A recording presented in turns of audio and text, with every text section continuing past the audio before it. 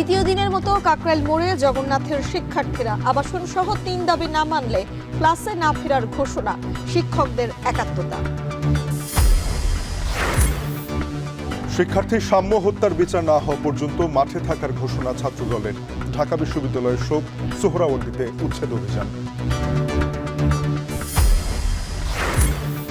ইশরাককে দক্ষিণ সিটি মেয়রের দায়িত্ব বুঝিয়ে না দেয়ায় সমর্থকদের টানা দ্বিতীয় দিন বিক্ষোভ, মানববন্ধন, কঠোর আন্দোলনের হুঁশিয়ারি।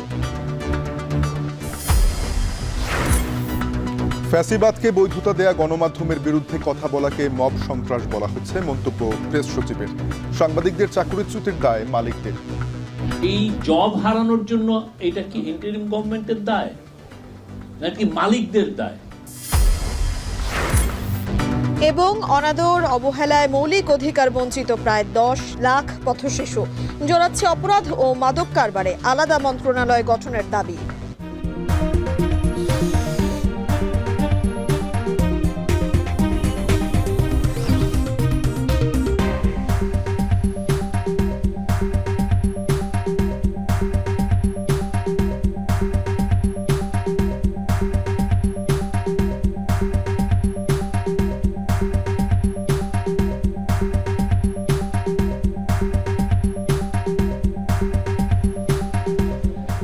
স্বাগত এখন দুপুরে। আপনাদের সাথে পুরো আয়োজনে থাকবো আমি তানজিম শাফিন এবং আমি নানজিলা খান মেম। 3 দফা দাবিতে দ্বিতীয় দিনের মতো রাজধানীর কাকরাইলে সড়কে অবস্থান কর্মসূচি পালন করেছেন জগন্নাথ বিশ্ববিদ্যালয়ের শিক্ষার্থীরা। দাবি আদায় না হলে ক্লাসে না ফেরার ঘোষণা তাদের। বলছেন, কোনো প্রতিশ্রুতি নয়, জগন্নাথ বিশ্ববিদ্যালয়ের দ্বিতীয় ক্যাম্পাসের কাজ পরবর্তী একনেক সভায় অনুমোদন দিতে হবে ও প্রস্তাবিত পূর্ণাঙ্গ বাজেট অনুমোদনের আরও কঠোর আন্দোলনের হুঁশিয়ারি দিয়েছেন বিশ্ববিদ্যালয়ের শিক্ষকরাও। রকিবুল রাহাতের প্রতিবেদন। একদিকে উত্তাল স্লোগান, অন্যদিকে সড়কেই বিশ্রাম, কেউ আবার মেতেছেন খোশ গল্পে। রাজধানীর কাকরাইল মসজিদের সামনে টানা দ্বিতীয় দিনেও আবাসন ভাতা, প্রস্তাবিত পূর্ণাঙ্গ বাজেট অনুমোদন সহ 3 দাবিতে আন্দোলন করছে জগন্নাথ বিশ্ববিদ্যালয়ের শিক্ষার্থীরা। শিক্ষার্থীরা বলেন, কোনো প্রতিশ্রুতিতেই ক্যাম্পাসে ফিরবেন না তারা। দাবি আদায় না হলে কঠোর আন্দোলনের হুঁশিয়ারি তাদের। 3 দফা না, অ্যাকচুয়ালি এটা 4 দফা। কারণ কালকে যারা আমাদের উপর যে পুলিশগুলো হামলা করেছে, অবশ্যই তাদের এটা বিচার হওয়া উচিত। আমরা এখানেই থাকবো এবং সেটা যদি আরো বেগবান করতে হয় আমরা আরো বেশি চেষ্টা করব এবং আমরা রাজপথে থাকবো। খুবই অনাকাঙ্ক্ষিত একটা ঘটনার কারণে সে কোনো রকমের আশ্বস্ত না করে চলে গেছে। এটাকে আশ্বস্ত করা বলে না কোনোভাবে। তার দাম্ভিকতা, তার উদ্ধত্তপূর্ণ আচরণে আমরা খুবই ক্ষুব্ধ হয়েছি। আমরা তার আচরণকে আমরা খুবই ঘৃণাভরে প্রত্যাখ্যান করছি। বুধবার রাতে সরকারের ঊর্ধ্বতনদের সাথে বৈঠকে কোনো ইতিবাচক সাড়া না পাওয়ার কথা জানান বিশ্ববিদ্যালয়ের শিক্ষক সমিতির সাধারণ সম্পাদক। বলেন, দাবি পূরণ না হলে সারা দেশে ছড়িয়ে পড়বে আন্দোলন। খুব তাড়াতাড়ি এই ব্যাপারে একটা দিক নির্দেশনা দিবে এবং আমাদের দাবির প্রতি তারা একাত্মতা পোষণ করবে এবং কার্যকর ব্যবস্থা গ্রহণ করবে। আমার কাছে অন্তত পক্ষে নেই এবং কারো কাছেই নেই, এই পর্যন্ত কোনো রেসপন্স করা হয়নি। অবশ্যই চলবে। এটা খালি তো এই যমুনার সামনে না, তো পুরা ঢাকা শহর, সারা বাংলাদেশে ছড়ায় যেতে পারে। এদিকে কাকরাইল মোড় অবরোধ করে আন্দোলন চলার কারণে এই সড়কের আশেপাশে সৃষ্টি হয়েছে তীব্র যানজট। ভোগান্তিতে পড়েছেন নগরবাসী। জায়গা জায়গা জাম, আন্দোলন। এরা দেশ স্বাধীন করছে, দেশ স্বাধীন করে তো আরো অস্থিরতা বাড়াইছে। একটা প্রোডাক্ট ডেলিভারি করার জন্য যাচ্ছিলাম, যেখানে আমাদের 1টা বাজে পৌঁছানোর কথা, এখন মনে হয় 1:30 বাজে। আন্দোলনের একটা নির্দিষ্ট স্থান থাকে, ওইখান থেকে যদি আন্দোলনটা করা হয় তাহলে অন্তত সড়কে যারা চলাচল করে তারা ভোগান্তি থেকে কিছুটা হলেও মুক্ত পাবে। এর আগে মঙ্গলবার সকালে 3 দফা দাবি নিয়ে প্রধান উপদেষ্টার বাসভবন যমুনা অভিমুখে লং মার্চ করেন জগন্নাথের শিক্ষার্থীরা। পরে পুলিশের বাধার মুখে কাকরাইল মোড়ে অবস্থান নিয়ে কর্মসূচি পালন করেন তারা। রকিবুল রাহাত, এখন, ঢাকা। এ বিষয়ে আরো জানাতে কাকরাইল থেকে আমাদের সঙ্গে যুক্ত হচ্ছেন সহকর্মী রকিবুল রাহাত। বিস্তারিত জানছি তার কাছ থেকে। রাহাত, একটু আমাদেরকে জানাবেন, দাবি আদায় এবং কর্মসূচি নিয়ে আন্দোলনরত শিক্ষার্থীরা কি বলছেন?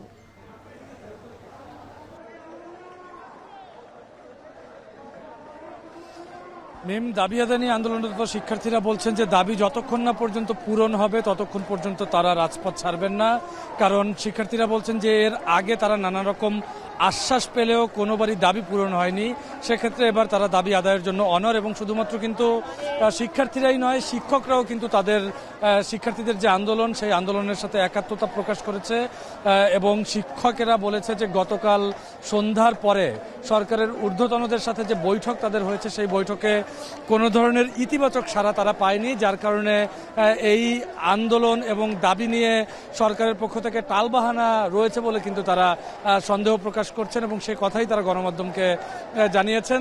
আমরা সকাল থেকেই দেখছিলাম যে জগন্নাথ বিশ্ববিদ্যালয়ের যারা শিক্ষার্থী রয়েছে এবং শিক্ষকেরা রয়েছে তারা জগন্নাথ বিশ্ববিদ্যালয়ের বিভিন্ন গাড়িতে করে কিন্তু এই কাকরাইল মোড়ে এসে অবস্থান নিয়েছে, এবং ছোট ছোট দলে বিভক্ত হয়ে তারা নানান স্লোগান দিচ্ছে। সেক্ষেত্রে তাদের স্লোগানের মধ্যেও কিন্তু যে তিনটি দাবি রয়েছে সেই তিনটি দাবিরই প্রতিফলন মূলত আসছে। সেই দাবিগুলো হচ্ছে তারা 70% শিক্ষার্থীদের জন্য যে আবাসন ভাতা সেই আবাসন ভাতা তারা চায়, এবং একই সঙ্গে আগামী বাজেটে জগন্নাথ বিশ্ববিদ্যালয়ের জন্য একটি সন্তুষ্টিজনক বাজেট পেশের দাবি তারা করছেন, এবং একই সঙ্গে কেরানীগঞ্জে জগন্নাথ বিশ্ববিদ্যালয়ের যে নতুন ক্যাম্পাস নির্মাণ শুরু হয়েছিল সেই ক্যাম্পাস নির্মাণের জন্য আগামী একনেক সবাই যেন আবার সংশোধিত একটি বিল পাস হয় সেই দাবি কিন্তু তারা করছেন।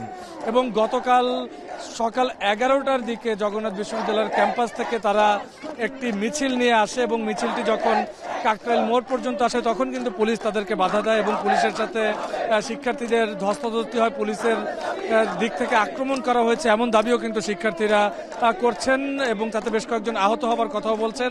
গতকাল পুলিশি হামলার প্রতিবাদও কিন্তু আমরা দেখছি যে এই মিছিল থেকে বা এই স্লোগানে শিক্ষার্থীরা জানাচ্ছেন, তারা বলছেন তারা যে 3 দফা দাবি নিয়ে এসেছিলেন সেই 3 দফার সঙ্গে আরও একটি দাবি তারা যুক্ত করেছেন। তারা বলছেন যে 4র্থ দফা দাবি হচ্ছে গতকাল যেসব পুলিশ সদস্য তাদের উপর আক্রমণ করেছে তাদের যেন বিচারের আওতায় আনা হয় সেই কথাটি বলছে। এছাড়া কিন্তু আমরা দেখছিলাম যে গতকাল সন্ধ্যার পরে অর্থাৎ বৈঠকের পর যখন তথ্য উপদেষ্টা বের হয়ে শিক্ষার্থীদের সঙ্গে কথা বলতে আসেন, এবং শিক্ষার্থীদের সাথে কথা বলতে আসার পরে কিন্তু শিক্ষার্থীরা বলছেন যে মাহফুজ যদিও বলেছেন যে দাবিগুলো করা হচ্ছে সেই দাবিগুলো একে একে পূরণ করা হবে, কিন্তু শিক্ষার্থীরা অনড়, তারা এখান থেকে দাবি পূরণ না হওয়া পর্যন্ত যাবেন না বলে আমাদেরকে জানাচ্ছেন। এই ছিল কাকরাইল থেকে আমার কাছে সবশেষ। মিম, কাকরাইল থেকে জগন্নাথ বিশ্ববিদ্যালয়ের শিক্ষার্থীদের অবস্থান কর্মসূচি সম্পর্কে বিস্তারিত জানাচ্ছিলেন সহকর্মী রকিবুল রাহাত। শিক্ষার্থী শাহরিয়ার আলম সাম্য হত্যার ঘটনায় শোক পালন করছে ঢাকা বিশ্ববিদ্যালয়। বন্ধ রাখা হয়েছে ক্লাস পরীক্ষা।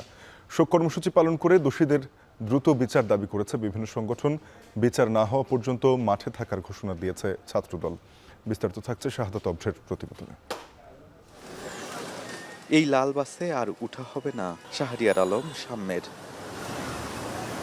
তার স্মরণেই আজ শোকস্তব্ধ ঢাকা বিশ্ববিদ্যালয় ক্যাম্পাস। বন্ধ ক্লাস পরীক্ষা, আধা বেলা শোক পালন করছে বিশ্ববিদ্যালয়। জুলাই যোদ্ধা ও ছাত্রদল নেতা সাম্য হত্যার প্রতিবাদে সোচ্চার সাধারণ শিক্ষার্থী সহ নানা সংগঠন। সবার কণ্ঠেই বিচারের দাবি। বলছেন এ ধরনের ঘটনা যাতে আর না ঘটে তার জন্য পদক্ষেপ নিতে হবে প্রশাসনকে। অত্যাচার অনিয়ম চলছে দেশে, এটা সারা দেশে সকল ক্যাম্পাসে কিন্তু একটা আতঙ্ক বিরাজ করছে। ঢাকা বিশ্ববিদ্যালয়ের প্রশাসন সাধারণ শিক্ষার্থীদের নিরাপত্তা দিতে ব্যর্থ হয়েছে। বর্তমান যে ভিসি আছে তার অনেক গাফুলিতে আছে, প্রক্টরের গাফুলিতে আছে, তাদের অবিলম্বে তাদের পদত্যাগ চাচ্ছি। আমরা আজকে এখানে দাঁড়িয়েছি শুধুমাত্র আমাদের এক সাম্য না, আমাদের এরকম হাজারো লাখো সাম্যদের জন্য আজকে আমরা দাঁড়িয়েছি, আমাদের তাদের নিরাপত্তার জন্য দাঁড়িয়েছে। সাম্যের হত্যাকারীদের দৃষ্টান্তমূলক শাস্তি নিশ্চিতে বৃহস্পতিবার ঢাকা বিশ্ববিদ্যালয়ে ভিসি চত্বরের সামনে কালো ব্যাজ ধারণ করে অবস্থান কর্মসূচি পালন করে ছাত্রদল। এ সময় নিরাপদ ক্যাম্পাসের দাবি জানান নেতাকর্মীরা। আগামীতে কখনো যেন একজন শিক্ষার্থী আর এ ধরনের অনাকাঙ্ক্ষিত কোনো ঘটনার শিকার হয় সে বিষয়ে দৃষ্টান্তমূলক পদক্ষেপ গ্রহণ করার জন্য অনুরোধ জানাচ্ছি, এবং সাম্যের হত্যাকাণ্ড জড়িত তাদেরকে সবাইকে গ্রেফতার করে আইনের আওতায় নিয়ে আসার অনুরোধ জানাচ্ছি।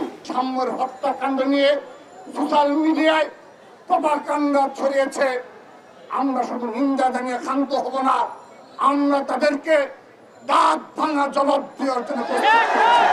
মঙ্গলবার রাত 11টার দিকে সোহরাওয়ার্দী উদ্যানের ভেতরে ছুরির আঘাতে নিহত হন শাহরিয়ার আলম সাম্য। শাহাদাত অফরো, এখন, ঢাকা। এদিকে ঢাকা বিশ্ববিদ্যালয় ক্যাম্পাসের নিরাপত্তায় সোহরাওয়ার্দী উদ্যান ও বিশ্ববিদ্যালয়ের বিভিন্ন জায়গায় সিসিটিভি ক্যামেরা বসানো হয়েছে। সোহরাওয়ার্দী উদ্যান থেকে উচ্ছেদ করা হয়েছে অবৈধ স্থাপনা ও খাবারের দোকান। বৃহস্পতিবার ঢাকা বিশ্ববিদ্যালয়, গণপূর্ত বিভাগ ও ঢাকা দক্ষিণ সিটি কর্পোরেশন যৌথভাবে এই অভিযান চালায়। সোহরাওয়ার্দী উদ্যানে থাকা চা, ফুচকা, চটপটির দোকান সহ সব ধরনের খাবার দোকান গুড়িয়ে দেওয়া হয় অভিযানে। উদ্যানের সৌন্দর্য ধরে রাখা, জনসাধারণের চলাচলে নিরাপদ পরিবেশ তৈরি করতে এই অভিযান চালানো করা হয়। মঙ্গলবার রাতে ঢাকা বিশ্ববিদ্যালয়ের শিক্ষার্থী শাহরিয়ার আলম সাম্য হত্যার ঘটনায় নড়েচড়ে বসে কর্তৃপক্ষ। এরপরই সোহরাওয়ার্দী উদ্যান থেকে সব ধরনের অবৈধ স্থাপনা ও দোকান সরিয়ে দেওয়ার সিদ্ধান্ত হয়। এছাড়া টিএসসি সংলগ্ন উদ্যানের গেট স্থায়ীভাবে বন্ধের সিদ্ধান্ত হয়েছে।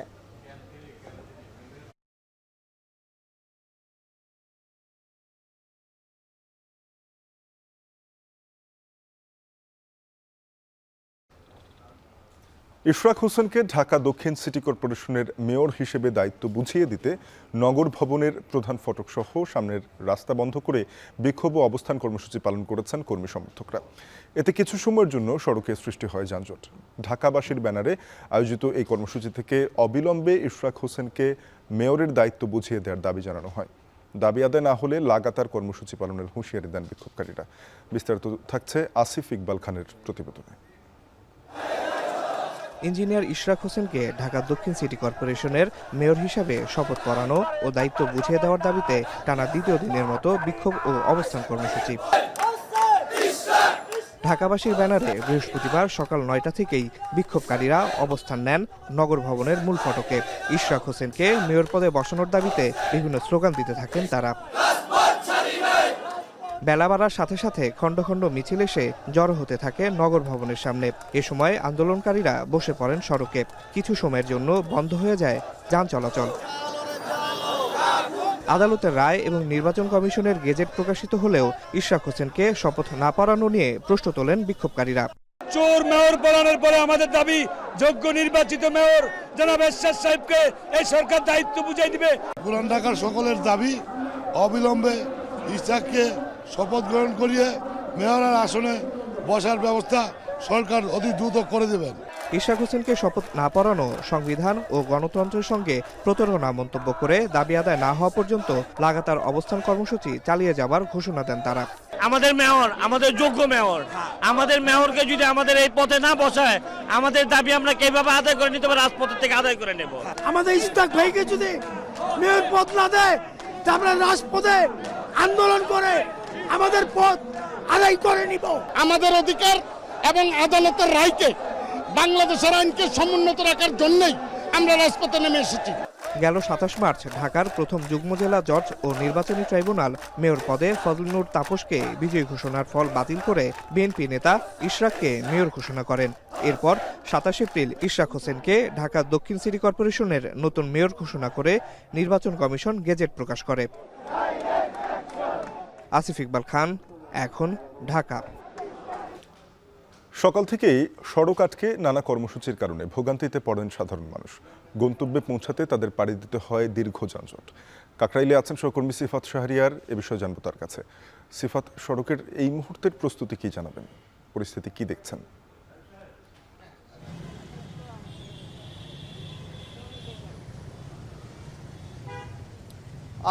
এই মুহূর্তের পরিস্থিতি বলা যায় অনেকটাই ভয়াবহ।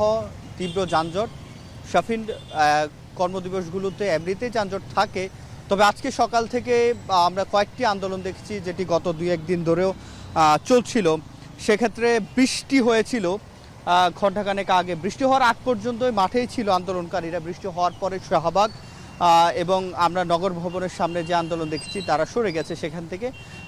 তার পরবর্তী সময়ে এই দুইটি জায়গা ছেড়ে দিয়েছে, ঠিকই আছে, কিন্তু কিছু জায়গা অর্থাৎ প্রধান উপদেষ্টার বাসভবনের সামনে জানেন জগন্নাথ বিশ্ববিদ্যালয়ের শিক্ষার্থীরা গতকালও আন্দোলন করেছে, যার কারণে প্রধান উপদেষ্টার বাসভবন এর সামনে দিয়ে যে রাস্তাটি রয়েছে ইন্টারকন্টিনেন্টাল হয়ে, সে রাস্তাটি বলা যায় যে বন্ধ করে দেওয়া হয়েছে, যার কারণে যে রাস্তার যত চাপ সেটি আমরা এখন যে রোডে আছি বেলি রোড, সেই বেলি রোড এবং মিন্টু রোডও বন্ধ করে দেওয়া হয়েছে নিরাপত্তাজনিত কারণে, যার কারণে বেলি রোডের উপরে চাপ পড়েছে। এবং আমরা সেই শাহবাগ থেকে একেবারে বাংলা মোটর পর্যন্ত গিয়েছিলাম, সেখানে আমরা যেটি দেখেছি এক পাশে তীব্র যানজট, অন্য পাশে ভিআইপি মুভমেন্টের জন্য আমরা যতটুকু জেনেছি প্রধান উপদেষ্টা তিনি কার্যালয় থেকে বাসভবনে ফিরবেন, যার কারণে এক পাশটাকে খালি করে দেওয়া হচ্ছে, অন্য পাশে গাড়ির যে চাপ সেটি আরও দীর্ঘ হচ্ছে। অর্থাৎ দাবি যৌক্তিক অযৌক্তিক দাবিগুলোর সাথে যুক্ত হয়েছে ভিআইপি মুভমেন্ট, সব মিলিয়ে রাস্তায় আজকের যে নাজেহাল অবস্থা সেটি আমরা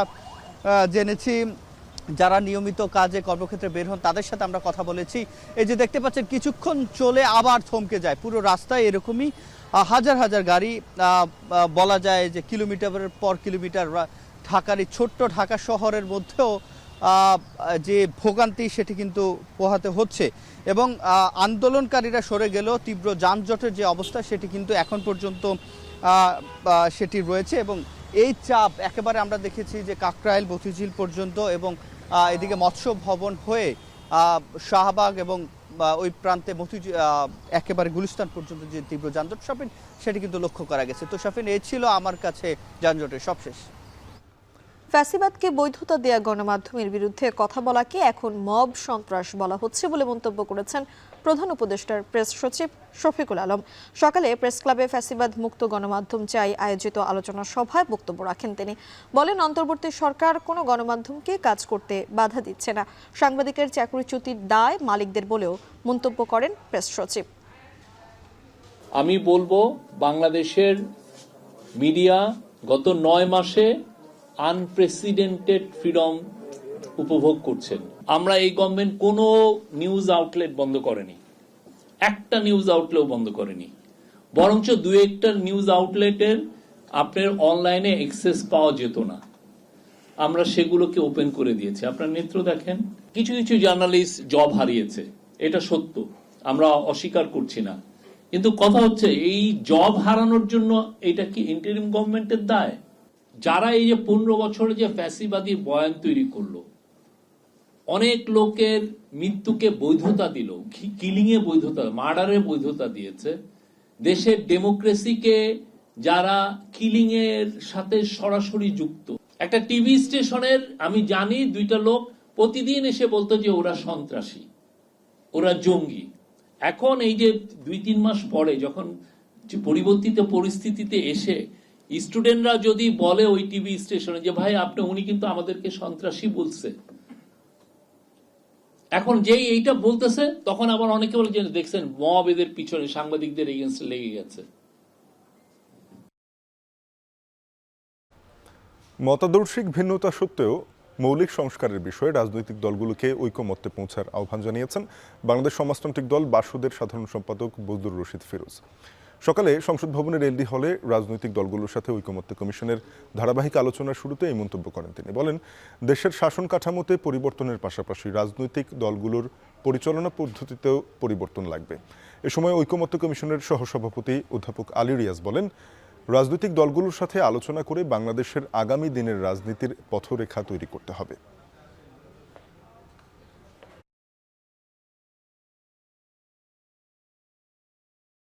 সবার একটা অঙ্গীকার, জাতীয় সনদ বলেন, ন্যাশনাল কনসেনসাস বলেন, সেগুলোর একটা জায়গায় আসতে পারবে। যদিও আমাদের দেশের ইতিহাসে এই ধরনের কনসেনসাসের, এই ধরনের সনদের ইতিপূর্বে অনেক তৈরি হয়েছে। সকলে মিলে একটা ঐক্যের মধ্য দিয়ে অগ্রসর হতে পারি, যে ঐক্যের মধ্য দিয়ে আমরা একটি ফ্যাসিবাদী শাসনের যে শীর্ষ ব্যক্তি তাকে এবং তার অনুসারীদেরকে দেশ থেকে পলায়নে বাধ্য করতে পেরেছি। জাতীয় রাজস্ব বোর্ডকে ভেঙে 2 বিভাগে বিভক্ত করার প্রতিবাদে দ্বিতীয় দিনের মতো কলম বিরতি পালন করছে সংস্থাটির কাস্টমস, ভ্যাট ও আয়কর শাখার কর্মকর্তা কর্মচারীরা। কর্মসূচির অংশ হিসেবে সকাল থেকে সংস্থাটির কর্মকর্তা কর্মচারীরা অফিসে অবস্থান করলেও কার্যক্রম বন্ধ রেখেছেন। দেশব্যাপী সকল কাস্টমস হাউস, শুল্ক স্টেশন এবং কর অঞ্চলে কর্মসূচি পালিত হচ্ছে। এতে বাজেট শাখা, আন্তর্জাতিক যাত্রী সেবা এবং রপ্তানি কার্যক্রম শাখা ব্যতীত এনবিআর এর সকল শাখার কার্যক্রম বন্ধ রয়েছে। এনবিআর ঐক্য পরিষদ প্ল্যাটফর্ম জানায়, সংস্থাটি এনবিআর সংস্কারকে স্বাগত জানায়। তবে এনবিআর সংস্কার পরামর্শক কমিটির প্রতিবেদন জনসম্মুখে না এনে অধ্যাদেশ জারি করায় ক্ষুব্ধ তারা। অবিলম্বে এটি পুনর্বিবেচনা না করা হলে কঠোর কর্মসূচির হুঁশিয়ারি তাদের।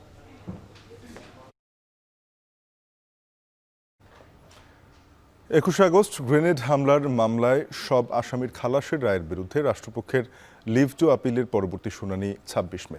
সকালে প্রধান বিচারপতি সৈয়দ রেফাত আহমেদের নেতৃত্বে 6 বিচারপতির আপিল বেঞ্চে এই বিষয়ে শুনানি শুরু হয়। এদিন শুরুতেই শুনানি করেন রাষ্ট্রপক্ষ। এর আগে গত 1 ডিসেম্বর 21 আগস্ট গ্রেনেড হামলার ঘটনায় হত্যা ও বিস্ফোরক দ্রব্য আইনের মামলায় বিএনপির ভারপ্রাপ্ত চেয়ারম্যান তারেক রহমান সহ সব আসামিকে খালাস দিয়ে রায় দেন হাইকোর্ট। ডেথ রেফারেন্স নাকচ করে এবং আসামিদের করা আপিল মঞ্জুর করে ওই রায় দেওয়া হয়।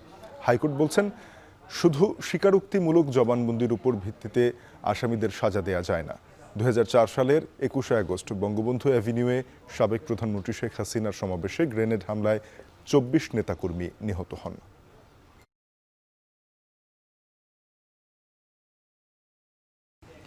মৌলিক অধিকার থেকে বঞ্চিত প্রায় 10 লাখ পথশিশু। সমাজ বিশ্লেষকরা বলছেন, পথশিশুরা জড়াচ্ছে গ্যাং সংস্কৃতি ও মাদক কারবারে। এমন বাস্তবতায় শিশু অধিকার কর্মীদের দাবি, শিশুদের জন্য পৃথক মন্ত্রণালয় গঠনের। সাজিদা আরাফাতের প্রতিবেদন।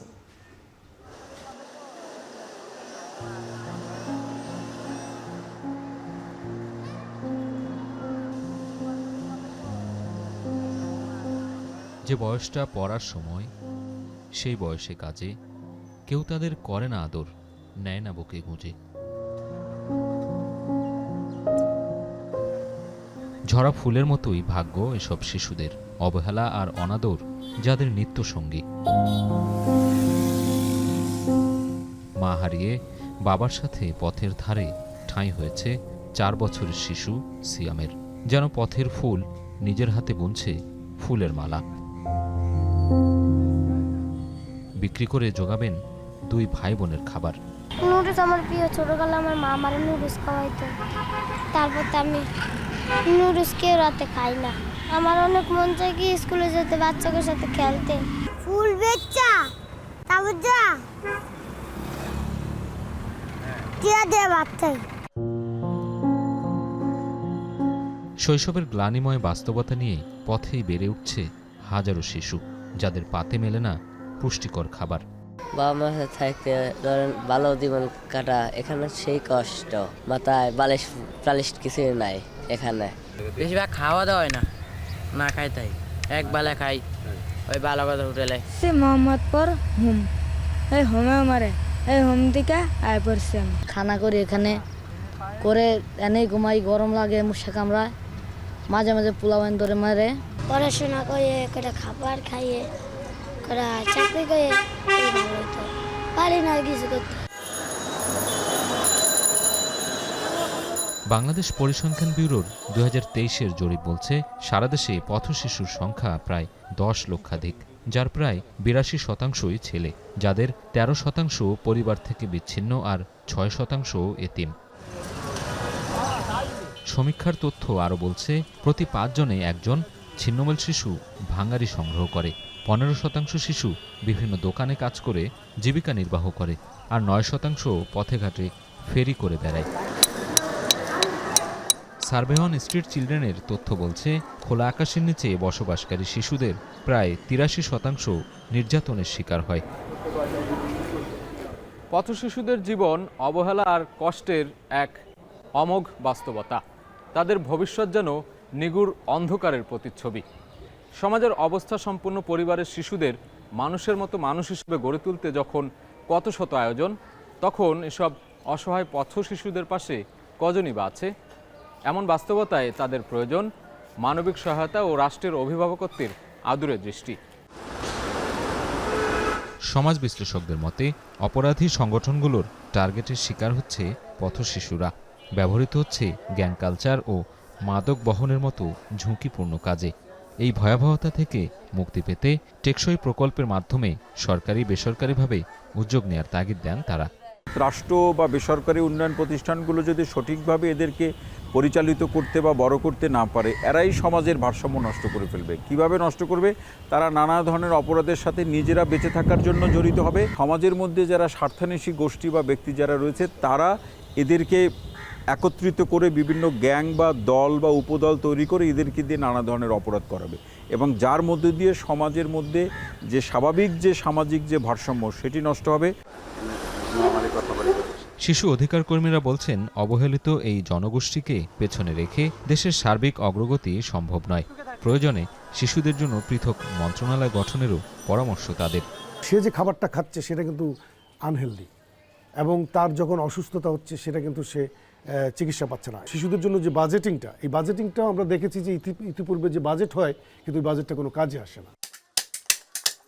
বাসস্থান, নিরাপত্তা, শিক্ষা, স্বাস্থ্যসহ সব ধরনের সংকট আর আলোকের ঝর্ণাধারায় সুবিধাবঞ্চিত শিশুদের ফেরাতে কাজ করছে বিভিন্ন উন্নয়ন সংস্থা। শুধু প্রকল্পে আটকে না থেকে তা কার্যকরে গতি আনতে সবাইকে সমন্বিত উদ্যোগে গুরুত্ব দেন তারা।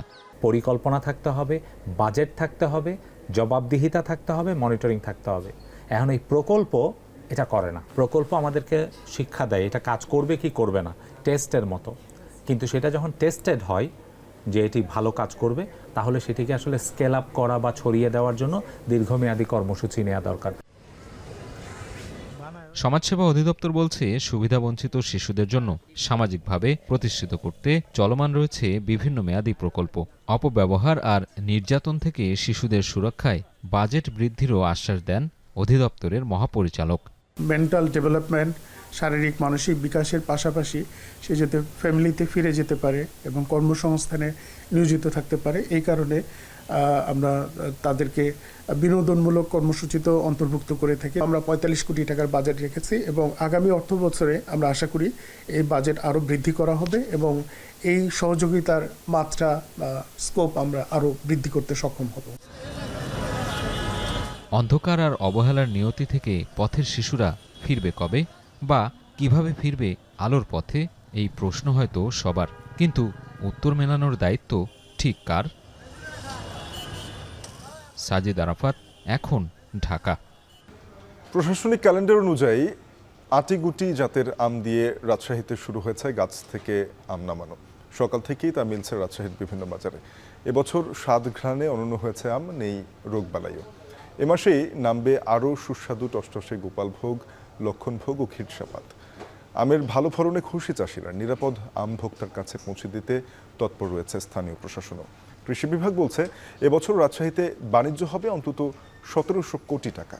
বিস্তারিত সজীব আহমেদের ক্যামেরায় রকিবুল হাসানের প্রতিবেদনে।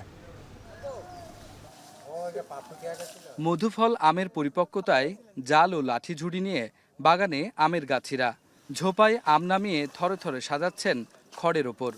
আমের কষ শুকিয়ে রাখা হচ্ছে ক্যারেটে। বাগানে আটি ও গুটির গাছে আমে কোথাও হলুদাভ, কোথাও আবার সবুজে ধূসর। আজ গুটিজাত নামানো হলেও ব্যবসায়ীদের অধীর অপেক্ষা গোপাল, রানী পছন্দ, লক্ষণভোগ ও ক্ষীরসাপাত নিয়ে। এবছর আমের রংরূপ, ঘ্রাণ, স্বাদ মিলিয়ে খুশি কৃষক। তারা বলছেন, এবারে আমের ফলন ভালো হয়েছে। পরিষ্কার আমে নেই কোনো রোগবালাই। গাছে আম আছে, মোটামুটি ভালো আছে। আমের ফলন এবার মোটামুটি ভালো, রং টং সুন্দর, কোনো গজব বালা হয়নি, তো এর জন্য আমটা সুন্দর আছে। আম পাকা ধরেছে, তাই নামানি শুরু করেছি। আমের রং মোটামুটি এবারকার বছরে ভালো, কিন্তু দানা একটু ছোট, পানি নাই, এই কারণে। বাগান থেকে নামানো আম বাজারজাত করা হলেও এখন পর্যন্ত বাইরের পাইকাররা নেই হাটে। এছাড়া ক্রেতাশূন্য বাজারে দাম নিয়ে তৈরি হয়েছে হতাশা। স্থানীয় প্রশাসন বলছে, চলতি বছর জেলায় এই খাতে বাণিজ্য হবে অন্তত 1700 কোটি টাকার। ভোক্তা পর্যায়ে পরিপক্ক ও বিষমুক্ত আম পৌঁছে দেওয়ার জন্য সব ধরনের ব্যবস্থা নেওয়া হচ্ছে। চলতি মৌসুমে জেলায় 19,603 হেক্টর জমিতে আমের উৎপাদন লক্ষ্য 2,60,000 টন। রাকিবুল হাসান, এখন, রাজশাহী। মধ্যপ্রাচ্য সফরের দ্বিতীয় পর্যায়ে কাতারের সঙ্গে $1.2 ট্রিলিয়ন বাণিজ্য ও প্রতিরক্ষা চুক্তি করেছে যুক্তরাষ্ট্র। এছাড়া ট্রাম্পকে উপহার দেয়া বোয়িং জেড বিমান নিয়ে সমালোচনার জবাবও দিয়েছেন কাতারের প্রধানমন্ত্রী। পরে রাষ্ট্রীয় নৈশভোজে ট্রাম্পের সঙ্গে অংশ নেন ফিফার প্রেসিডেন্ট ইলন মাস্ক সহ আরও অনেকে। এদিকে পরমাণু ইস্যুতে ট্রাম্পের সমালোচনার কড়া জবাব দিয়েছে ইরান। বিস্তারিত জানাচ্ছেন তানভীর জানি। 4 দিনের মধ্যপ্রাচ্য সফরে মার্কিন প্রেসিডেন্ট ডোনাল্ড ট্রাম্প এই যাত্রায় প্রথমবারের মতো রাষ্ট্রীয় সফরে গেলেন কাতারেও। দোহায় পৌঁছানোর পর তাকে দেয়া হয় রাজস্বিক সংবর্ধনা। এর আগে সিরিয়ার অন্তর্বর্তী প্রেসিডেন্ট আহমদ আল শারার সঙ্গে সাক্ষাতের পর দেশটির উপর মার্কিন নিষেধাজ্ঞা প্রত্যাহার করেন, যা তার মধ্যপ্রাচ্য সফরকে ঐতিহাসিক করে তুলেছে। উপসাগরের গোটা সফরেই ট্রাম্পের প্রধান ইস্যু ছিল বিভিন্ন ব্যবসায়িক চুক্তি। কাতারের আমিরের সঙ্গে বৈঠকে বাণিজ্য ও প্রতিরক্ষা খাতে $1.2 ট্রিলিয়ন বিশাল অঙ্কের যুগান্তকারী চুক্তি করেন ট্রাম্প, যার মধ্যে অন্তর্ভুক্ত আছে যুক্তরাষ্ট্রের বোয়িং কোম্পানি থেকে কাতার এয়ারওয়েজের 210টি বিমান কেনার চুক্তিও, যা আগামী 7 বছরে সরবরাহ করা হবে। বোয়িংয়ের ইতিহাসে এটি সবচেয়ে বড় অর্ডার। চুক্তির আওতায় আরও ছিল মার্কিন প্রতিরক্ষা সংস্থা থেকে ড্রোন ও ড্রোন বিধ্বংসী প্রযুক্তি ক্রয় এবং যুক্তরাষ্ট্রের জ্বালানি খাতে কাতারের বিনিয়োগ। এসব চুক্তির মাধ্যমে দুই দেশের মধ্যে সম্পর্কের নতুন দুয়ার উন্মোচিত হল। এদিকে কাতারের রাজপরিবারের কাছ থেকে একটি বিলাসবহুল জেট গ্রহণের বিষয়ে ট্রাম্পের বিরুদ্ধে সমালোচনার ঝড় উঠেছে। ডেমোক্রেটরা এটিকে ঘুষ, প্রতারণা ও দুর্নীতির সঙ্গে তুলনা করেছেন। $40 কোটি ব্যয়ের বোয়িং 7478 বিমানটি প্রেসিডেন্ট ট্রাম্পের বিমানবহরের অংশ হবে। বর্তমানে বহরে থাকা দুটি জেট 1990 সালের। তবে জেট নিয়ে ট্রাম্পের পাশে দাঁড়ালেন কাতারের প্রধানমন্ত্রী Sheikh Mohammed bin Abdul Rahman Al Thani. Fox নিউজকে দেয়া এক সাক্ষাৎকারে তিনি বলেন, এটি ট্রাম্পকে দেয়া ব্যক্তিগত উপহার নয়। অনেকেই এটি নিয়ে রাজনীতি করার চেষ্টা করছেন বলেও অভিযোগ করেন তিনি। I see that this story is taking a different direction and is being more politicized while it's a normal government to government deal. এদিকে ফ্লোরিডার পাম বিচে ট্রাম্পের ব্যক্তিগত বাংলো মারে-লাগোর উপর দিয়ে কাতারে লাগোতে স্বাগতম লেখা ব্যানার নিয়ে উড়ে যায় একটি বিমান। কাতারের কাছ থেকে বোয়িং উপহার নেয়ার প্রতিবাদে এই ব্যতিক্রমী উদ্যোগ নেয় ডেমোক্রেটিক ন্যাশনাল কমিটি। এবার পরমাণু ইস্যুতে ইরানের সঙ্গে চুক্তিতে পৌঁছাতে কাতারের সহযোগিতা চেয়েছেন ট্রাম্প। এ সময় ট্রাম্প বলেন, পারমাণবিক আলোচনার সহিংসতার পথে যাক এমনটা তিনি চান না।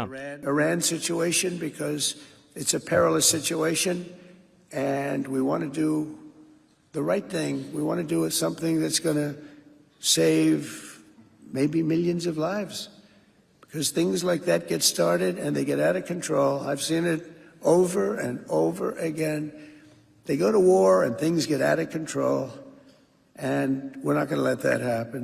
ট্রাম্পের এমন সমালোচনার জবাবে ইরানের প্রেসিডেন্ট মাসুদ পেজেশকিয়ান বলেছেন, কোনো বর্বরের কাছে মাথা নত করবে না তেহরান। ইরানকে মৃত্যু ভয় দেখিয়ে কোনো লাভ নেই বলেও মন্তব্য করেন পেজেশকিয়ান। میگه ما موشک داریم و بمب‌هایی داریم که تصورش هم نمیشه کرد.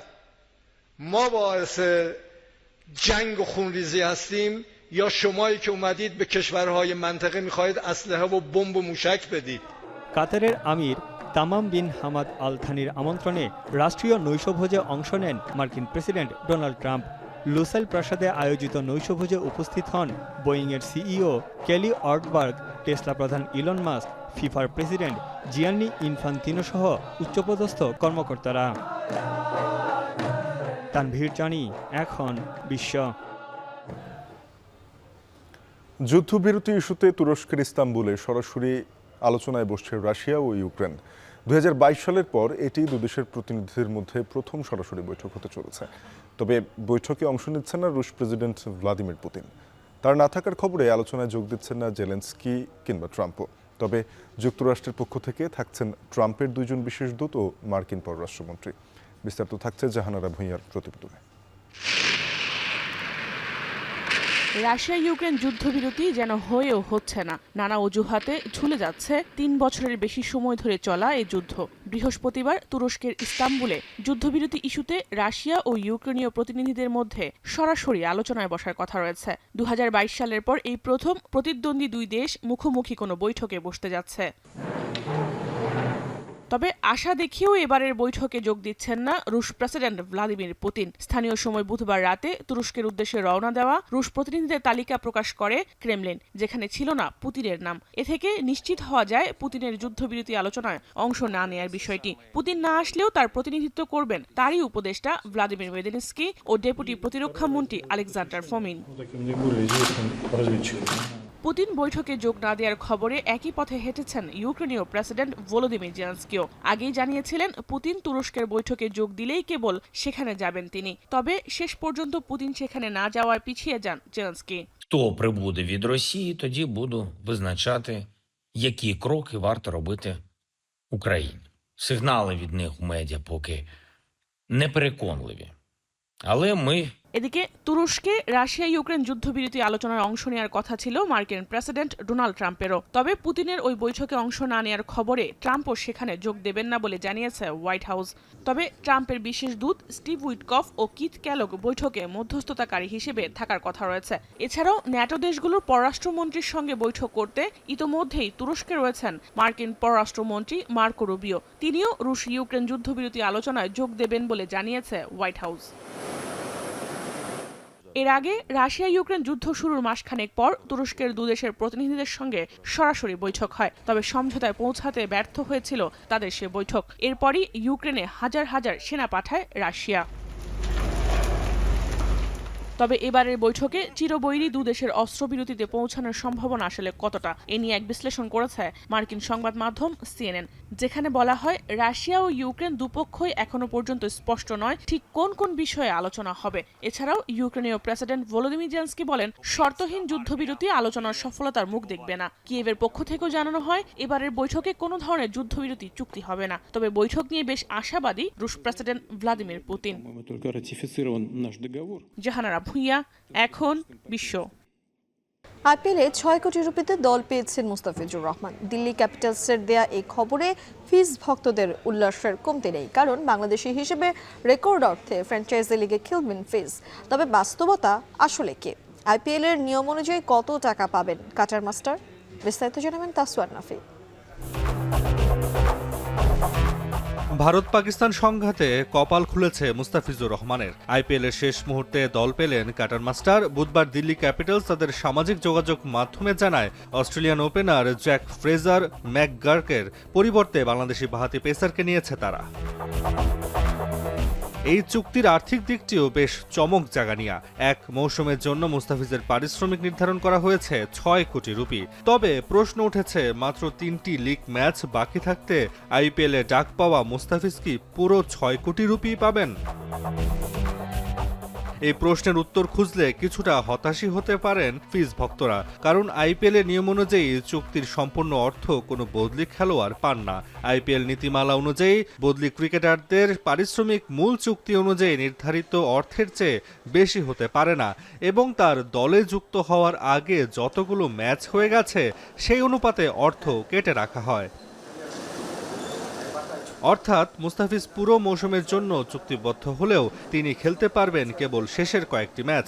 তাই তার আয় নির্ধারিত হবে ম্যাচ অনুপাতে। তবে এতটুকু বলা যায় আইপিএল এর ইতিহাসে এটাই বাংলাদেশের কোনো ক্রিকেটারের জন্য সর্বোচ্চ পারিশ্রমিক। এছাড়া দিল্লি চাইলেই বাঁহাতি পেসারকে পরের সিজনের জন্য রিটেন করতে পারবে না, কারণ আইপিএল এর সাময়িক পরিবর্তন হওয়া ক্রিকেটারকে ধরে রাখতে পারে না ফ্র্যাঞ্চাইজি। তবে শেষ পর্যন্ত মুস্তাফিজ আদৌ আইপিএল খেলতে পারবেন কিনা সেটাও এখনও নিশ্চিত নয়। বর্তমানে তিনি সংযুক্ত আরব আমিরাতের বিপক্ষে 17 ও 19 মে শারজাতে 2 ম্যাচের টি20 সিরিজ খেলবেন। এই সিরিজ চলাকালেই দিল্লি খেলবে তাদের পরবর্তী 3টি ম্যাচ। তবে প্লে অফে ওঠার সম্ভাবনাও আছে দলটির, তাই মুস্তাফিজকে এখনই দলে পেতে আগ্রহী দিল্লি ক্যাপিটালস। তাসওয়ার নাফি, এখন। শেষ করছি এখন দুপুর। যাবার আগে শিরোনামগুলো জানাবো আরেকবার।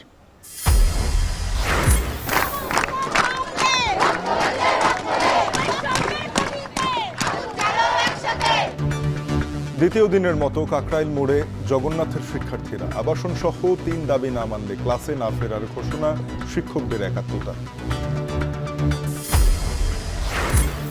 শিক্ষার্থী সাম্য হত্যার বিচার না হওয়া পর্যন্ত মাঠে থাকার ঘোষণা ছাত্রদলের। ঢাকা বিশ্ববিদ্যালয়ের শোক, সোহরাওয়ার্দীতে উচ্ছেদ অভিযান। ইশরাককে দক্ষিণ সিটি মেয়রের দায়িত্ব বুঝিয়ে না দেয়ায় সমর্থকদের টানা দ্বিতীয় দিন বিক্ষোভ, মানববন্ধন, কঠোর আন্দোলনের হুঁশিয়ারি। ফ্যাসিবাদকে বৈধতা দেয়া গণমাধ্যমের বিরুদ্ধে কথা বলাকে মব সন্ত্রাস বলা হচ্ছে, মন্তব্য প্রেস সচিবের। সাংবাদিকের চাকরিচ্যুতির দায় মালিকদের।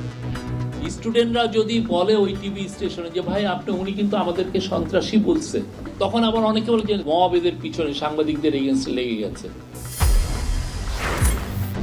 অনাদর অবহেলায় মৌলিক অধিকার বঞ্চিত প্রায় 10 লাখ পথশিশু। জড়াচ্ছে অপরাধ ও মাদক কারবারে, আলাদা মন্ত্রণালয় গঠনের দাবি। এ ছিল এখন দুপুরে। এখন টেলিভিশন ওয়েবসাইটে দেখতে ভিজিট করুন এখন.tv। যুক্ত থাকুন ফেসবুকে facebook.com/tv.এখন এবং ইউটিউবে দেখতে ভিজিট করুন youtube.com/c/echontv।